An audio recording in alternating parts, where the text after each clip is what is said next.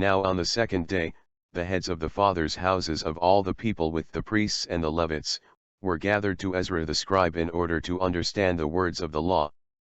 They found written in the law, which the Lord had commanded by Moses, that the children of Israel should dwell in booths during the feast of the 7th month.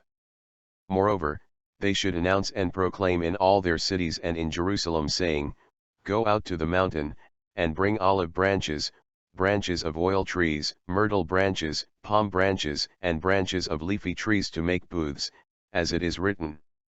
Then the people went out, brought them, and made themselves booths, each one on the roof of his house or in their courtyards, or the courts of the house of God, and in the open square of the water gate, and in the open square of the gate of Ephraim. So the whole assembly of those who had returned from the captivity made booths and sat under the booths, for since the days of Joshua the son of Nun until that day the children of Israel had not done so. And there was very great gladness. Also, day by day, from the first day until the last day, he read from the book of the law of God. And they kept the feast 7 days, and on the 8th day there was a sacred assembly according to the prescribed manner.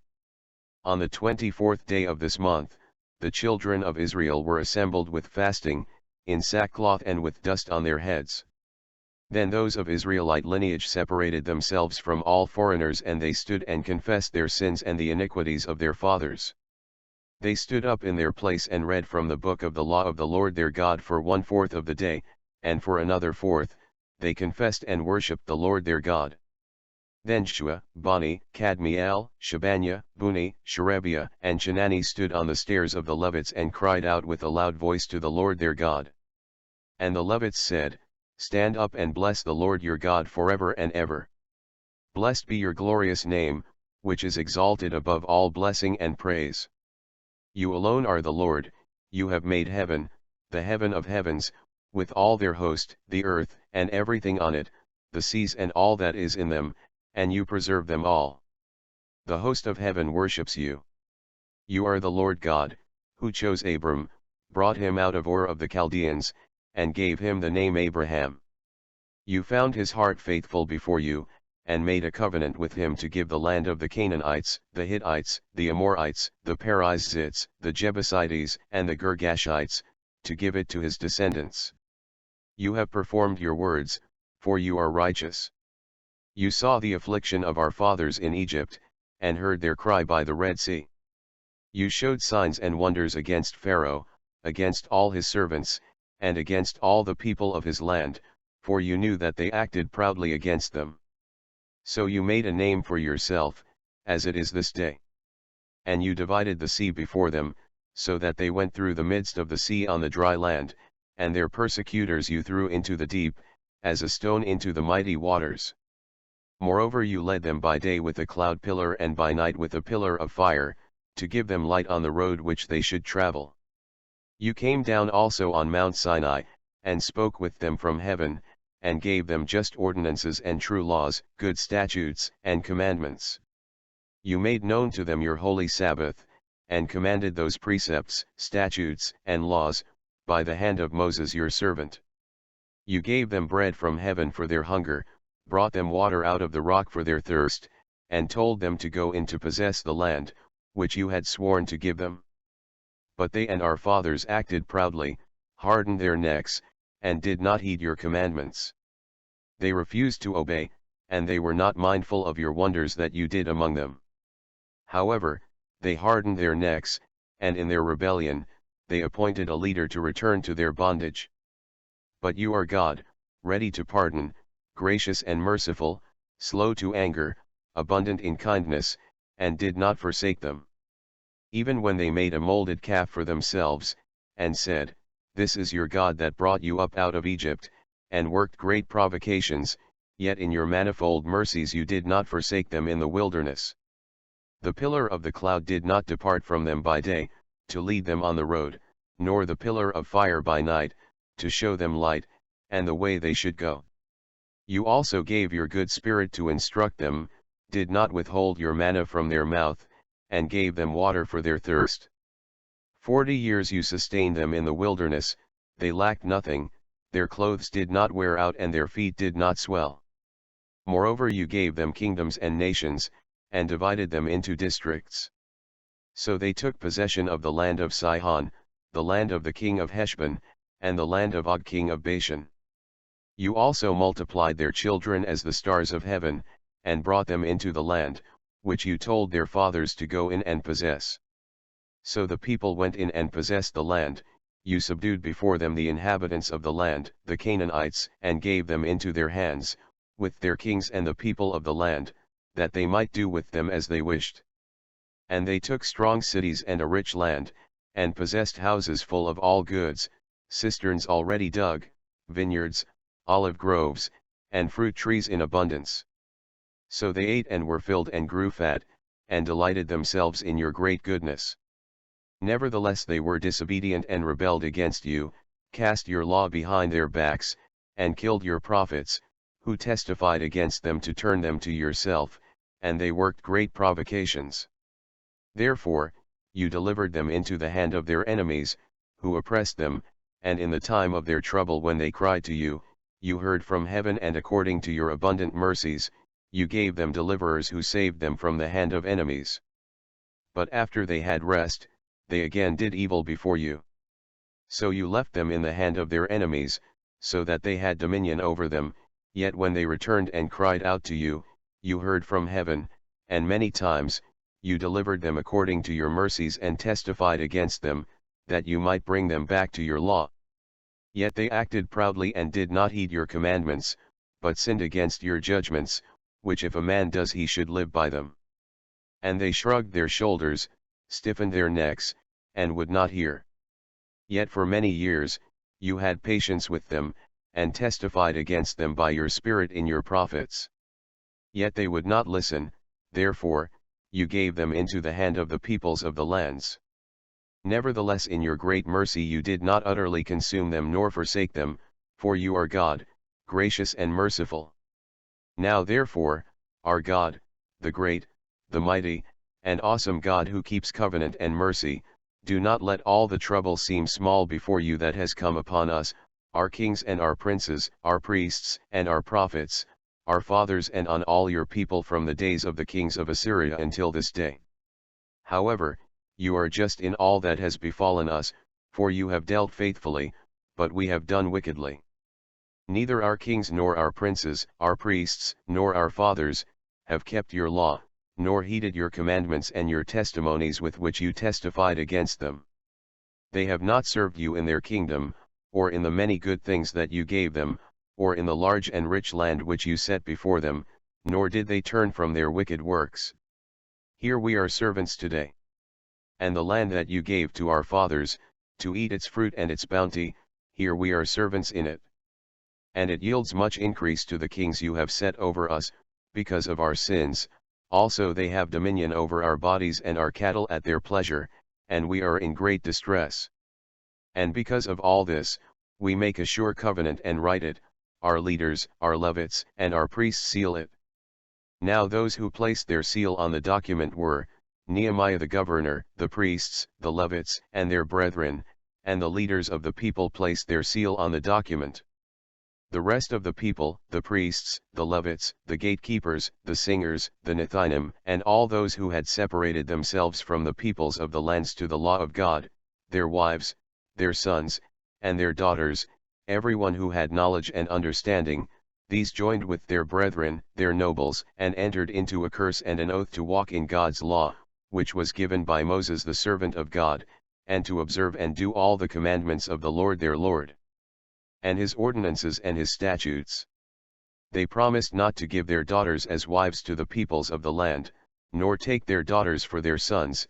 If the peoples of the land brought wares or any grain to sell on the Sabbath day, they promised not to buy it from them on the Sabbath, or on a holy day, and they would forego the 7th year's produce and the exacting of every debt. Also, they made ordinances for themselves to exact from themselves yearly 1/3 of a shekel for the service of the house of their God, for the showbread, for the regular grain offering, for the regular burnt offering of the Sabbaths, the new moons, for the set feasts, the holy things, for the sin offerings to make atonement for Israel, and all the work of the house of God. They cast lots among the priests, the Levites, and the people for bringing the wood offering into the house of their God, according to their fathers' houses, at the appointed times year by year, to burn on the altar of the Lord their God as it is written in the law. They made ordinances to bring the first fruits of their ground and the first fruits of all fruit of all trees, year by year, to the house of the Lord, to bring the firstborn of their sons and their cattle, as it is written in the law, and the firstborn of their herds and their flocks, to the house of their God, to the priests who minister in the house of their God, to bring the first fruits of their dough, their offerings, the fruit from all kinds of trees, the new wine and oil, to the priests, to the storerooms of the house of their God, and to bring the tithes of their land to the Levites, for they should receive tithes. And the Levites will bring up 1/10 of the tithes to the house of their God, to the rooms of the storehouse. The children of Israel and the children of Levi promised to bring the offering of the grain, of the new and the oil, to the storerooms where the articles of the sanctuary are, where the priests who minister and the gatekeepers and the singers are, and they would not neglect the house of their God. The leaders of the people dwelt at Jerusalem, the rest of the people cast lots to bring 1 out of 10 to dwell in Jerusalem, the holy city, and 9/10 were to dwell in other cities. The people blessed all the men who willingly offered themselves to dwell at Jerusalem. The heads of the province dwelt in Jerusalem, but in the cities of Judah everyone dwelt in his own possession in their cities, Israelites, priests, Levites, Nethinim, and descendants of Solomon's servants. Also in Jerusalem dwelt some of the children of Judah and of the children of Benjamin. Moreover, the gatekeepers and their brethren who kept the gate, the rest of Israel, of the priests and Levites, dwelt in all the cities of Judah, everyone in his inheritance. But Nethinim dwelt in Ophel. Also, the overseer of the Levites at Jerusalem was Uzzi the son of Bani, the son of Hashabiah, the son of Mattaniah, the son of Mitchah, of the sons of Asaph, the singers in charge of the service of the house of God, for it was the king's command concerning them that a certain portion should be for the singers, a quota day by day. Pethiah the son of Meshezabel, of the children of Zerah the son of Judah, was the king's deputy in all matters concerning the people. As for the villages with their fields, some of the children of Judah dwelt in Kirjath Arba and its villages, Dibon and its villages, Jekabzeel and its villages, Inshua, Molada, Bethpelet, Hazar-Shual, and Beersheba and its villages.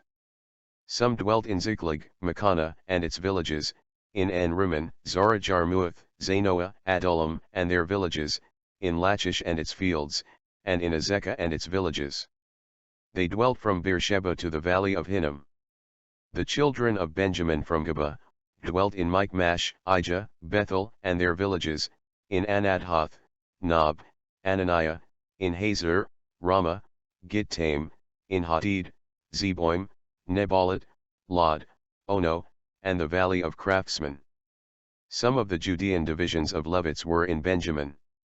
During the reign of Darius the Persian, a record was kept of the Levites and priests who had been heads of their fathers' houses in the days of Eliashib, Joiada, Johanan, and Jadua. The sons of Levi, the heads of the fathers' houses until the days of Johanan the son of Eliashib, were written in the book of the Chronicles.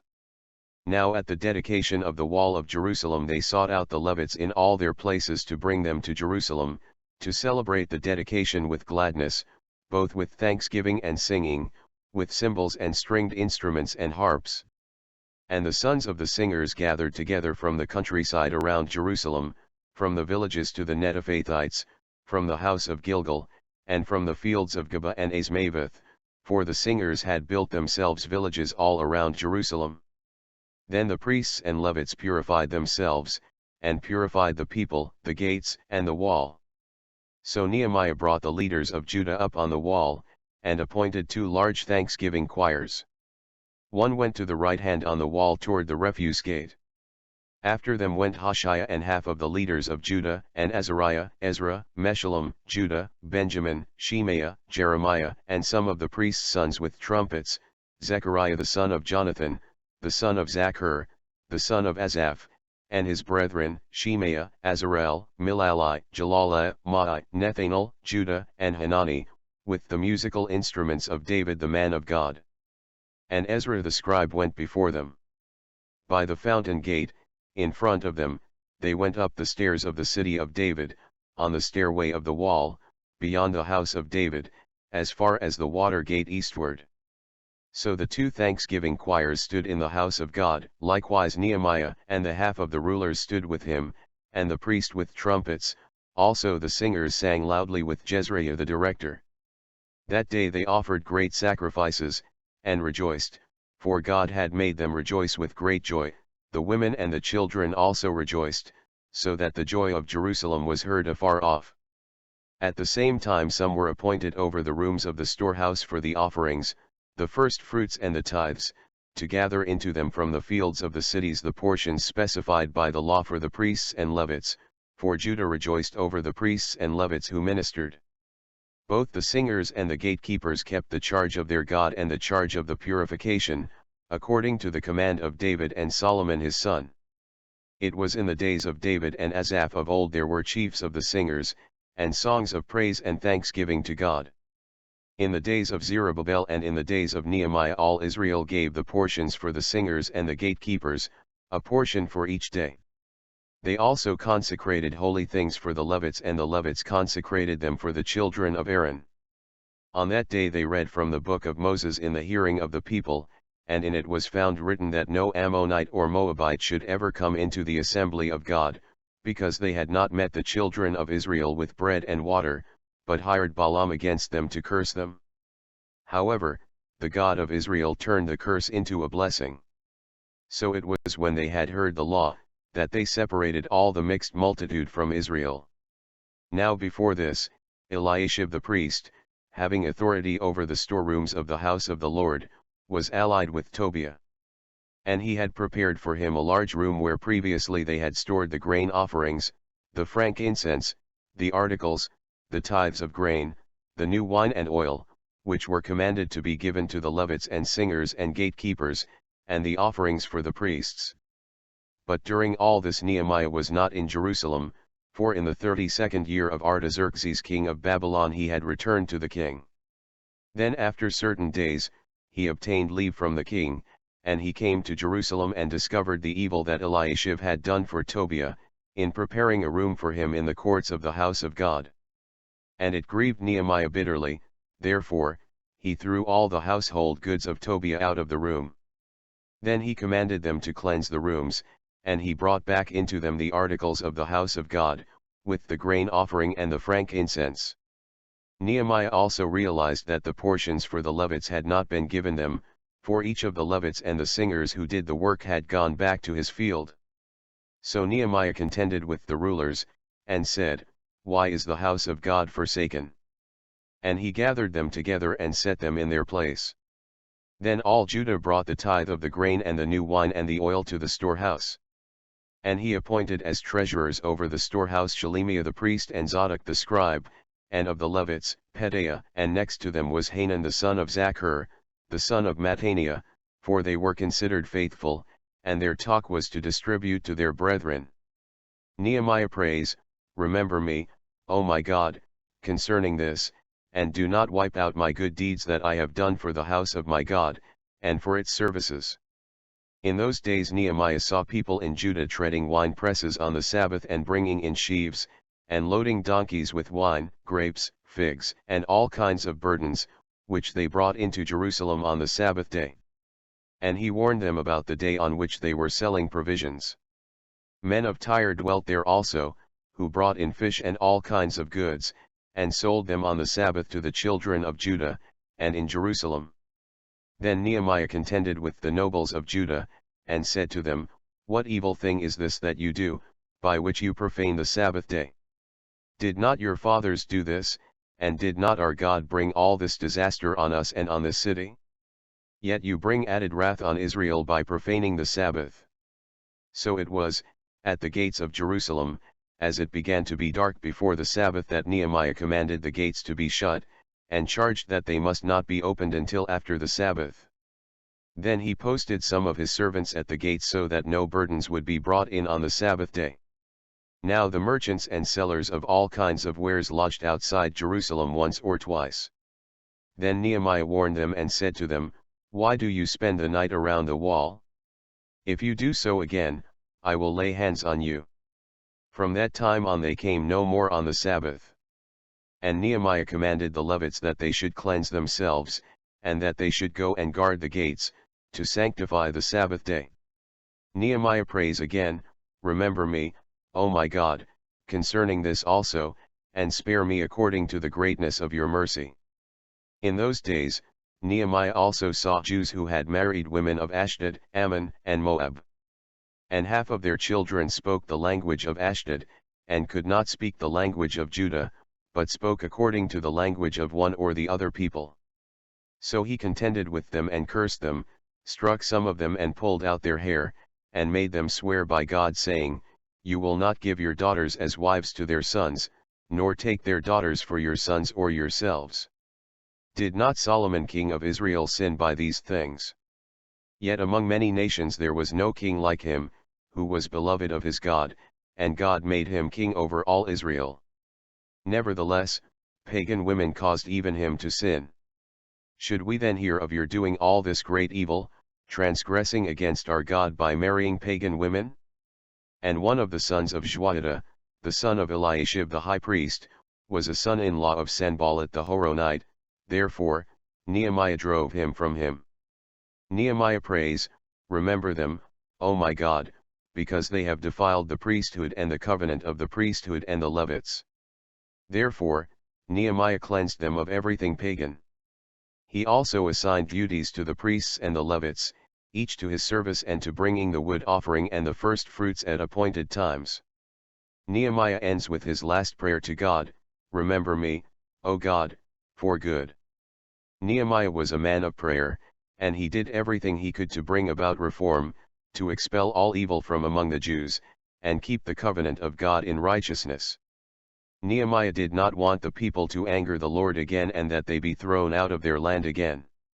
It was for the very works of evil the people had allowed, that was the very reason that led Israel into captivity in the first place. The Jewish people are settled back into their land. However, Gabriel showed visions to the prophet Daniel during the 3rd year of Cyrus king of Persia concerning their future. Gabriel had come to make Daniel understand what would happen to his people, the Jewish people, in the latter days, for the vision referred to many days that was yet to come.